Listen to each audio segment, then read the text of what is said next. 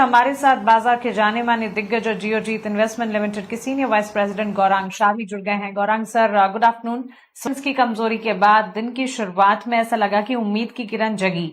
हाँ, रैशनल है मार्केट, अच्छे खासे चले भी, लेकिन अब वापस से वॉलेटाइल भी होते हुए बाजार में उतार चढ़ाव शुरुआती तेजी के बाद नजर आ रहा है। हालांकि काफी सारे सेक्टर्स हैं जो कि इस वक्त मार्केट को संभाल भी रहे हैं। एडवांस डिक्लाइन रेशियोज में अब भी एडवांसेस का पलड़ा भारी है।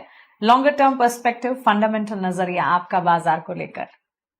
बहुत बहुत धन्यवाद मानसी जी, मंच पर आमंत्रित करने के लिए। ईटी नाउ स्वदेश के दर्शकों को और आप सभी को सादर प्रणाम और शुभ दिन हमारे तरफ से। एक छोटा डिस्क्लोजर पहले दे देते हैं कि जो भी निवेश लायक रणनीति आज दोपहर आपके कार्यक्रम में रखेंगे, ये बुनियादी तर्क के आधार पर लंबी अवधि के लिए है, हमारी फंडामेंटल रिसर्च टीम की तरफ से। इसमें हमारी कंपनी जियोजीत अथवा मेरा किसी भी प्रकार का व्यक्तिगत निवेश नहीं है, ना ही किसी प्रकार का वित्तीय लाभ मिलता है, ना ही किसी प्रकार का कॉन्फ्लिक्ट ऑफ इंटरेस्ट। लेकिन इसी स्तर पर राय हम हमारे क्लाइंट्स को देते हैं, संभव है कि उनका निवेश।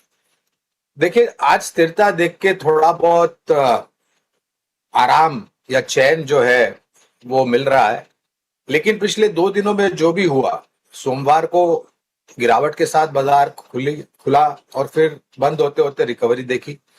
मंगलवार को होली की छुट्टी थी, कल बुधवार को भी शुरुआत कमजोर हुई, बाजार में रिकवरी देखी, फिर वापस बाजार नीचे आया, लेकिन बंद होते हुए निचले स्तर से ऊपर आया। आज शुरुआत अच्छी हुई, फिर बाजार नीचे गया, लेकिन हम कहीं ना कहीं अपने आप को ऊपर के दायरे में टिक रहा है बाजार, ये देख करके अच्छा लग रहा है। और दूसरी बात Mansi ji, India volatility index, India VIX, वहां पर भी अगर आप देखें तो थोड़ा बहुत नीचे की तरफ का दायरा देखने मिल रहा है। अब ये उतार चढ़ाव का जो माहौल है मानसी जी, ये मेरे ख्याल से आने वाले कुछ हफ्तों तक हमें देखने की तैयारी रखनी चाहिए। ये मैं इसलिए कह रहा हूं क्योंकि खाड़ी में जो परिस्थिति है, हर घंटे एक खबर आती है और उसकी प्रतिक्रिया हमें करनी पड़ती है, और बाजार भी उसकी प्रतिक्रिया देता है। तो मैं ये मानता हूं कि बाजार में उतार चढ़ाव कम हो, थोड़ा बहुत स्थिरता बाजार में आए, जिससे लोगों को थोड़ा बहुत और भरोसा बढ़े और निवेश करने की हिम्मत आए। मैं ये भी मानता हूं मानसी जी, मैंने सोमवार को भी जब हम हमारे चैनल ईटी नाउ स्वदेश पर जुड़े थे, तो मैंने, और वो पहला दिन था प्रतिक्रिया का जो भी खाड़ी में हुआ ओवर द वीकेंड, मैंने तब भी राय दी थी कि ये बाजार कारोबारियों का बाजार नहीं है, क्योंकि दोनों तरफ आप कट सकते हैं। आपने तेजी की तो भी कट सकते हैं, मंदी की तो भी कट सकते हैं, क्योंकि बाजार उस तरीके का आपको एक बिहेवियर दे रहा है। लेकिन ये बाजार मेरे ख्याल से निवेशकों के लिए एक बहुत बेहतरीन मौका है, और मैं ये इसलिए कह रहा हूं मानसी जी, क्योंकि इतिहास में हमने पहले भी इस प्रकार की परिस्थितियां देखी है, और जब कभी भी बाजार इस परिस्थिति से बाहर उभरा है और परिस्थिति थोड़ी बहुत सामान्य हुई है, तो बाजार ने बेहतरीन रिटर्न खड़ा करके दिया है। तो निवेशकों के लिए एक अच्छा मौका है। मैं ये नहीं कहता कि पूरी ताकत लगा करके निवेश करें, लेकिन हाँ, थोड़ी बहुत हिम्मत बढ़ा करके जो भी सूची आपने शेयरों की खरीदारी की, अपनी सोच समझ, बुद्धिमता और थोड़ा बहुत अभ्यास करके चुन करके आपने लिख रखी है, उसमें से थोड़ा थोड़ा, थोड़ी थोड़ी किश्तों में छोटे छोटे कदम आगे बढ़ा करके थोड़ा बहुत निवेश करें। बिल्कुल बिल्कुल, निवेशकों के लिए बेहतर मौका है, और थैंक्स फॉर दैट। प्रदीप, आपके पास आऊंगी। आज देखिए मेटल में आप देख सकते हैं शानदार चौतरफा तेजी है लगातार, और हिंदुस्तान कॉपर और जिंक आज उतनी तेजी के साथ कारोबार नहीं कर रहे हैं। जियोपॉलिटिकल टेंशन लगातार बरकरार है, जिससे मेटल की कीमतों पर भी काफ़ी इम्पैक्ट आ रहा है। ओवरऑल ऑल कमोडिटीज़ पर हम कह सकते हैं कि एक इम्पैक्ट और एक नेगेटिव असर देखने को मिल रहा है। कच्चे तेल की कीमतों में उबाल है, लेकिन वहीं आज सिल्वर में भी तेजी नजर आई, लेकिन कॉपर, जिसको कहा जाता है कि सिल्वर के पैरेलल ही कारोबार करता है, लेकिन आज उस एक फैक्टर में गिरावट थी, जिसकी वजह से हिंदुस्तान जिंक और कॉपर में तेजी भर रही है, लेकिन उतनी अच्छी तेजी के साथ कारोबार नहीं कर रहे हैं। आपको हिंदुस्तान कॉपर और जिंक के चार्ट्स किस तरह से नजर आ रहे हैं? क्या ये अब ओवरबॉट हो चुके हैं, या फिर अभी आगे और बड़ी तेजी आना बाकी है? Good afternoon and happy Holi आपको। देखिए, जिस तरीके का अभी हिंदुस्तान कॉपर अभी 560 के रेंज के आसपास का प्राइस चल रहा है, मुझे लगता है कि कहीं ना कहीं, देखिए रिसेंटली हमने ओवर द टाइम देखा है, पास्ट लास्ट 1-1.5 महीने में एक अच्छा खासा रैली यहाँ पे हो चुका था, तो प्रॉफिट बुकिंग भी होना था। तो शॉर्ट टाइम में जितना प्रॉफिट बुकिंग होना था, आई थिंक कि वो हो चुका है। अब तेजी नहीं आया, इसमें स्ट्रेंथ आपको मिलेंगे 585 जैसे ही ब्रेक करेगा, फिर से आपको ये हिंदुस्तान कॉपर 640 650 तक आते हुए दिखाई देंगे। तो जब तक 580 585 का जो जोन है वो ब्रेक नहीं नहीं होता है तब तक हमें एक बार वेट करने का सलाह है। और बाकी जिनके पास एग्जिस्टिंग पोजीशन है आप बिल्कुल बने रहिए। यहाँ पे आप 510 का आसपास का एक स्टॉप लॉस मेंटेन कीजिए एंड होल्ड कीजिए। हिंदुस्तान जिंक अभी ऑलमोस्ट एक सपोर्ट के आसपास ऑलरेडी स्टॉक घुमा है, कंसोलिडेशन रेंज के अंदर फंसा हुआ है। जैसे ही 640 650 ब्रेक करेगा आपको एक बार फिर से यहाँ पे 725 730 तक मूवमेंट हिंदुस्तान जिंक पे आते हुए दिखाई देंगे। निफ्टी मेटल इंडेक्स को अगर ओवरऑल देखेंगे तो कहीं ना कहीं इसमें फिर से एक मोमेंटम दिखाई दे रहा है। तो it will take some time, लेकिन ऐसे भी ओवरनाइट यहाँ पे कुछ नहीं होने वाला। अगर व्यू 6 से 8 महीने का है तो फिर मैं पॉजिटिव हूं, लेकिन व्यू अगर 2 4 दिन 5 दिन का है तो थोड़ा आपको यहाँ पे सतर्क होके चलना है। ठीक है, ये सलाह मेटल इंडेक्स और हिंदुस्तान कॉपर और हिंदुस्तान जिंक पर प्रदीप ने दी है। चलिए आगे बढ़ेंगे और यहाँ पर एक सेक्टर की बात कर लेते हैं। लगातार हम इस सेक्टर की 2-3 दिन से चर्चा कर रहे हैं क्योंकि जियोपॉलिटिकल टेंशन्स बढ़ रहे हैं, कच्चे तेल की कीमतों में उछाल है। गौरांग सर, हम एविएशन सेक्टर की बात कर रहे हैं। कल भी हमने चर्चा की थी और देखिए कल के सेशन में तो काफ़ी गिरावट देखने को मिल रही थी, लेकिन आज इंडिगो में अच्छी तेज़ी 2 से 2.25% की तेज़ी के साथ कारोबार होता हुआ दिख रहा है। कई सारी फ्लाइट्स कैंसिलेशंस हुए हैं पिछले कुछ दिनों में और देखिए 500 से 600 फ्लाइट्स यहाँ पर कैंसिल होती हुई नजर आई। कच्चे तेल की कीमतों में उबाल है। ऐसे में अब जो एविएशन सेक्टर है उसको कह सकते हैं कि काफ़ी इम्पैक्ट वहाँ पर आता हुआ नजर आएगा। आने वाले दिनों में जिस तरह की टेंशन गहराती हुई नजर आ रही है, कुछ ईज आउट की अभी यहाँ पर फिलहाल कोई उम्मीद या कोई खबरें नहीं आई है। लगातार अपडेट्स जारी है, हर खबर पर हम नजर रख रहे हैं, लेकिन किस तरह का आने वाले दिनों में आपको यहाँ पर फंडामेंटल्स दिख रहे हैं और क्या कुछ पसंद आ रहा है? अगर पिछले आने वाले 6 महीनों की बात करें तो किस तरह की स्टोरी नजर आ रही है एविएशन सेक्टर की? पृथ्वी जी, परिस्थिति ऐसी है कि किसी भी तरह का अनुमान लगाना बहुत ही मुश्किल है ऐसी परिस्थिति में जहां पर हर घंटे एक खबर उभर करके आ रही है। तो आपको वास्तविकता से जुड़ना पड़ेगा और जिस प्रकार से खबरें आती हैं उसको सोच समझकर उसका विश्लेषण करके आपको प्रतिक्रिया देनी है। जहां तक उड़ान क्षेत्र का सवाल है, मैं बिल्कुल मानता हूं कि ये जो हवाई यातायात में प्रतिबंध लगे हुए हैं, कुछ देशों ने अपनी जो एविएशन स्काइज है वहां पर प्रतिबंध लगाया हुआ है, जिससे उड़ाने वहां पर जा नहीं सकती और वहां से आ नहीं सकती है। और वो कारण हमने देखा है कि पिछले 4-5 दिनों से जिस प्रकार से काफी कुछ उड़ान क्षेत्र से जुड़ी हुई कंपनियों को खामियाजा भुगतना पड़ा है।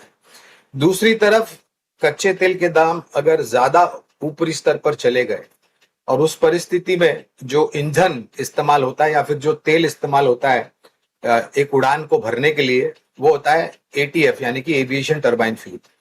अभी तक तो हमारे देश में मैंने अभी तक तो नहीं सुना है कि किसी प्रकार के ऊपर की तरफ के परिवर्तन किए, तो शायद ऐसा नहीं होता है। तो जो भारी बोझ होता है एटीएफ ऊपर जाने का, जिसका खामियाजा इन सब कंपनियों को भुगतना पड़ता है, वो कम होगा या फिर नहीं के बराबर होगा, पहली बात। दूसरी बात, एक कंपनी क्षेत्र में जो हमें पसंद आती है काफी लंबे समय से, वो है हमारे देश की सबसे बेहतरीन तरीके से स्थापित low cost carrier InterGlobe Aviation यानी कि इंडिगो।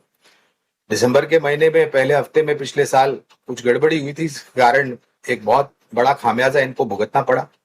लेकिन अगर आपका लंबी अवधि का नजरिया है तो मैं जिस प्रकार से एक विचारधारा आपके समक्ष रख रहा था कि ये परिस्थिति कभी ना कभी तो सुलझेगी और सुलझने के बाद मेरे ख्याल से हवाई यातायात फिर से जोर शोर से आगे बढ़ेगी।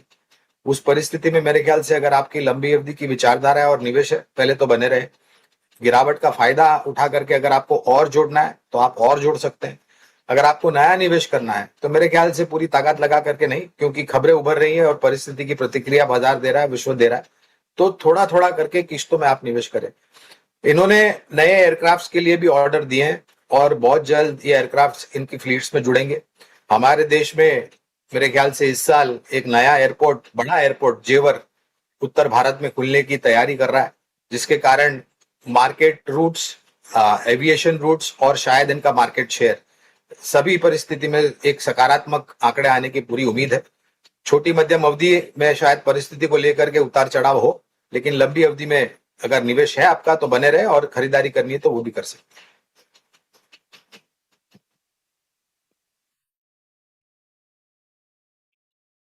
बिल्कुल, तो चलिए एविएशन प्ले पर पूरा एक फंडामेंटल टेक गौरांग जी की तरफ से इस वक्त एक बार नजर बाजार पर होनी चाहिए।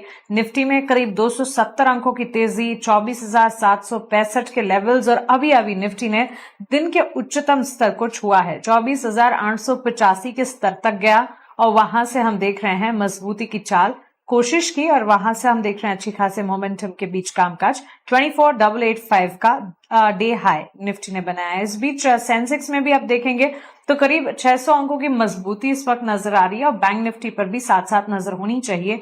अच्छा खासा एक्शन और एब्सोल्युटली हम देख रहे हैं 750 अंकों की तेजी, 80,000 के पार सेंसेक्स इस वक्त कामकाज करता हुआ। सो क्लियरली मार्केट में हम देख रहे हैं इम्पैक्ट आता हुआ और संभलते हुए बाजार इस कोशिश में कामयाबी भी हाथ लगी है। निफ्टी में हम अच्छी खासी तेजी और एक्शन देख रहे हैं। आज एक आध स्टॉक्स हैं, हमारे एक्सपर्ट से जानते हैं। प्रदीप, एक तो इन्फो एज के स्टॉक को पुल अप करते हैं। ताजा अगर कंपनी के नंबर्स की बात करें तो वहां पर हमने देखा था नंबर्स अच्छे हैं। मैं आपकी तरफ आऊंगी इन स्टॉक के रिएक्शन पर भी, लेकिन इस बीच की सबसे बड़ी खबर जो ईरान की तरफ से आती हुई दिखी है, इस पर सबसे ज्यादा पहले एक इम्पैक्ट देखने को मिल रहा है। करीब 350 अंकों की तेजी यहां पर इस वक्त नजर आ रही है निफ्टी में। जैसे जैसे आज सुबह भी हम देख रहे थे मिडिल ईस्ट के टेंशंस कम होते नजर आए, उसी के साथ साथ ग्लोबल फ्रंट पर भी हमने देखा बीती रात यूएस अमेरिकी बाजार भी ठीक ठाक चले। साथ साथ सुबह उठे तब एशियाई बाजार में भी अच्छा खासा एक्शन था। यूएस इजराइल ईरान वॉर, पिछले दिनों हमने देखा दोहा, ईरान इजराइल में कंटिन्यूड स्ट्राइक और ड्रोन अटैक जो है वो होते हुए नजर आए। काफी बड़ा कॉन्फ्लिक्ट और ये कॉन्फ्लिक्ट इनफैक्ट जानकारों की माने तो एक तरह से सिनेरियो कब तक और कितने समय तक जारी रहेगा, ये सबसे बड़ा कंसर्न था। बाजार ने काफी हद तक परेशानियां भी इसके चलते झेली। लेकिन हाँ, ये भी बता दें कि मिसाइल वर्सेस इंटरसेप्टर की अगर बात करें, करंट सिचुएशन जो देखने को मिल रही है वो एक इन्वेंट्री वॉर की है। स्टॉक पाइल्स की अगर बात करें, estimated 2500 plus ballistic missiles Iran के पास है।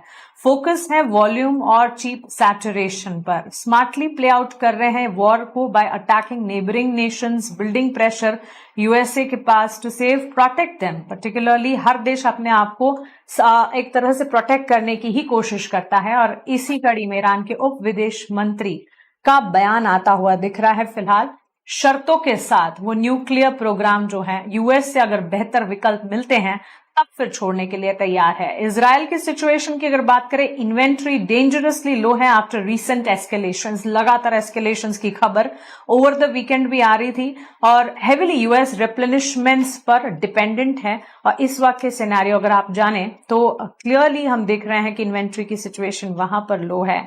यूएसए रीजनल डिफेंस मेंटेन करते हुए चलिए इस पूरी खबर पर एक बार गौरंग सर से भी उनका एक टेक समझते हैं। गौरंग सर, शनिवार से ही चला है ये सिलसिला और तब से लेकर अब तक अटकलें भी कई सारी लगाई जा रही हैं।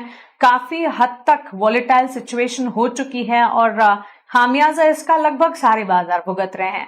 अब ये ताजा अपडेट आया है और ईरान का ये कहना है कि अगर बेहतर विकल्प मिलता है तो न्यूक्लियर प्रोग्राम को छोड़ देंगे। क्या कहेंगे आप इस पर? अंशी जी, सबसे पहले तो मुझे ये पता नहीं था कि इतनी जल्दी ये खबरें आ जाएगी, क्योंकि मैंने अभी कार्यक्रम में कहा कि जब कभी भी ये परिस्थिति सुधरेगी तो बाजार आपको मेरे ख्याल से चौंका देगा। मैं उम्मीद करता हूं मानसी जी कि ये वास्तविकता में परिवर्तन हो और सबसे पहले मैं ये चाहूंगा कि स्ट्रेट ऑफ होर्मुज में जो प्रतिबंध लगाया है ईरान ने, वो एक औपचारिक स्तर पर घोषणा करे और वो यातायात मार्ग जो समुद्री का है, समुद्र यातायात मार्ग है, जहां पर बहुत ज्यादा प्रतिशत की मात्रा में हम निर्भर है कच्चे तेल और एलपीजी सीएनजी को लेकर के, जहां तक आयात का सवाल है। ये एक अच्छी पहल है। अब देखते हैं कि अमेरिका और इजराइल के तरफ से अगर कुछ बयान आते हैं आज शाम तक या कल तक, और वास्तविकता में अगर कुछ वार्तालाप से निवारण निकलता है तो मेरे ख्याल से इससे बड़ी बात कोई नहीं हो सकती है। लेकिन एक और काम अगर ईरान कर देता है, जैसे मैंने कहा कि वो जो यातायात मार्ग है वो खोल देता है और प्रतिबंध जो लगाए हैं वो उठा लेते हैं, तो मेरे ख्याल से एक साइन ऑफ गुडविल के रूप में इसको मैं देखूंगा और मेरे ख्याल से लोग भी इसको देखेंगे, क्योंकि पूरे विश्व भर में पूरा तांडव मचा रखा है ये स्ट्रेट ऑफ होर्मुज में। खास करके हमारा भारत और हमारे जैसे देश जो निर्भर है इस यातायात मार्ग पर। तो खबर अच्छी है। अब सामने से क्या कदम उठते हैं या फिर क्या बातें आती हैं उस पर गौर करना बहुत जरूरी होगा। लेकिन एक पहल ईरान की तरफ से हुई है, ये सुन के और ये पढ़ के अच्छा लग रहा है। मैं चाहूंगा कि स्ट्रेट ऑफ होर्मुज पर भी जो प्रतिबंध लगाए वो खोल दिए जाए और पूर्ण तरीके से यातायात मार्ग खोल दिया जाए। गौरांग सर, आपको हमें ये खबर सुन के अच्छा लग रहा है, मार्केट भी इस खबर को चेयर कर रहा है। सीधे तौर पर बेंचमार्क्स में मजबूती नजर आ रही है, बाजार एकाएक दिन के ऊपरी स्तर पर पहुंच चुका है। एक बार क्विकली सारे के सारे इंडिसेस को स्क्रीन पर लेकर आया जाए। 24,800 अभी थोड़ी देर पहले नए उच्चतम स्तर को निफ्टी ने टच बेस किया था। यहां से आगे बढ़िया मजबूती के साथ बैंक निफ्टी, सेंसेक्स में भी, सेंसेक्स को एक बार पुलअप करना चाहिए। 1100 अंकों की बढ़त यहां पर देखने को मिल रही है। आपको बता दें, न्यूक्लियर कोऑपरेशन की बात हो रही है और यूएस, इजराइल, ईरान के बीच जो वॉर सिचुएशन थी, वो वॉर सिचुएशन में कोऑपरेशन की बात एक पहल, महज एक पहल की खबर, और ये खबर बेहतर साबित होती हुई। जैसे जैसे सिचुएशन सिनेरियोस ठीक होते नजर आएंगे, बाजार अब बिल्कुल वापस से संभलते हुए दिखेंगे। जो गिरावट का सिलसिला था वो थमता दिखेगा। लगातार हमारे एक्सपर्ट्स भी यही कह रहे हैं। और हिस्टोरिकल ट्रेंड्स की भी अगर माने तो war like situations, war situations के बाद बाजार संभले हैं और जो लेवल्स दिखाए हैं उससे भी बेहतर लेवल्स वॉर सिचुएशंस के बाद, यानी कि परफॉर्मेंस बेटर दिखाई। एक छोटे से